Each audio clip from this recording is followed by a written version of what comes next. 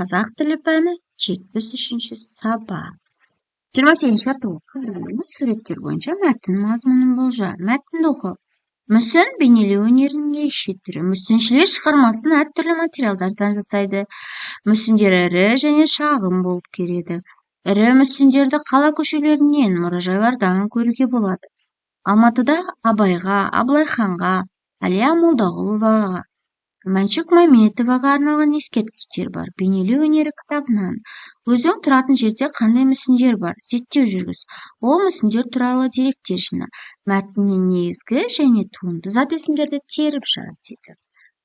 Мүсін негізгі зат есім, мүсінші туынды зат есім, қала негізгі зат есім, мұражай туынды зат есім, Алматы негізгі зат есім, Абай негізгі зат есім, Абылайхан негізгі зат есім, Әлия Молдағұлова негізгі зат есім, Мәншүк Мәметова негізгі зат есім, ескерткіш туынды зат есім, шығарма туынды зат есім.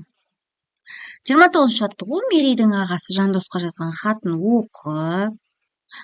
Құрметті аға, мен жазғы демалысымды қалада өткізгім келеді, сондықтан Астанаға баруды жоспарлап отырмын. Астанадағы ғимараттарды көрсем деймін, екеуміз қаланы бірге аралаймыз. Кездескенше сау бол. Қалай ойлайсың, хат дұрыс жазылған ба? Нені өзгертіп, нені қосуға болады? Хат жазғанда мына нұсқаулықтарды басшылыққа ал. Ал балалар, бұл жерде хатта амандаспаған, хал жағдайын сұрамаған, өзінің халын айтпаған, бірдестен өзінің қалаға барғысы келетінін айтып кетеді. Яғни біз бұл жерде басынан әдемілеп тұрып, өзіміз жазып көрейікші балалар. Сәлеметсіз бе аға, халіңіз қалай, жұмысыңыз жақсы жүріп жатыр ма? Аға, мен жазғы демалысымды қалада өткізгім келеді, сондықтан Астанаға баруды жоспарлап отырмын. Астанадағы ғимараттарды көрсем дейді. Деймін, аға, кездескенше сау болыңыз, қарындасыңыз Мерей. Жалпы хат жазғанда амандасу керек, хал жағдай сұрау керек, сосын барып негізгі ойыңды айтасың, одан кейін міндетті түрде не істейсің?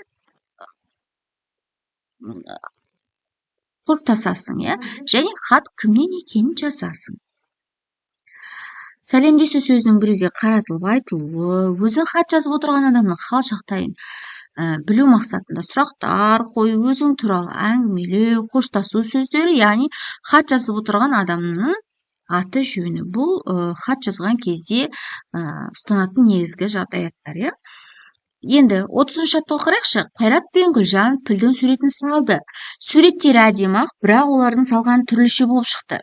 Енді суреттердің түрліше болу себебін дәлелде дейді. Жалпы пілдің суреті Қайратқа алдынан қарап тұр, ал Гүлжанға пілдің суреті жанынан көрініп тұр. Сол себепті салған суреттері түрліше болды деп ойлаймын. Ал балалар, осымен сабағымыз аяқталды. Алдағы сабақтарымызда жіберіп алмас үшін арнамызға тіркеліп лайк басуды ұмытпаңдар.